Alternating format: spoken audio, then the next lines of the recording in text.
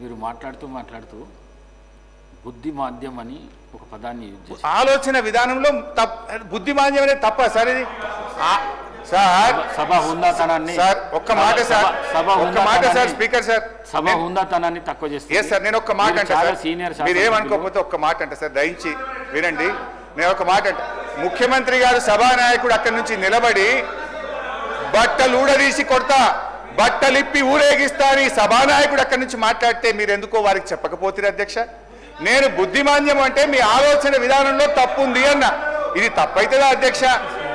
అది వారి విజ్ఞతకు వదిలేస్తుంది.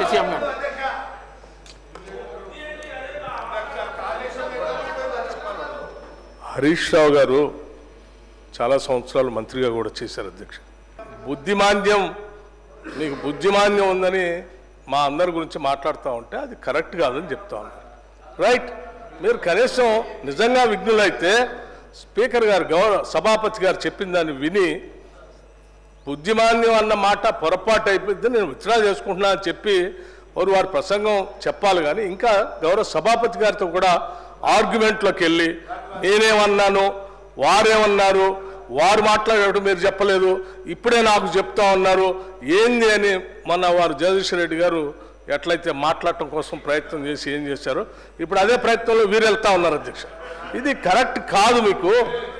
మీరు సభాపతి గారిని కూడా మమ్మల్ని అంటే అన్నారు సరే, ముఖ్యమంత్రి గారు అన్నారు మమ్మల్ని అన్నారు మాకు బుద్ధిమాంద్యం అన్నారు. రైట్, మాకు బుద్ధి ఉందో మీకు బుద్ధి ఉందో నేను మొత్తం రాసుకున్న తర్వాత లెక్కలు చెప్పేటప్పుడు చెప్తాను. నేను సభాపతి గారితో కూడా ఆర్గ్యుమెంట్ ఏంటి అధ్యక్ష? మీకు ఇట్స్ నాట్ కరెక్ట్.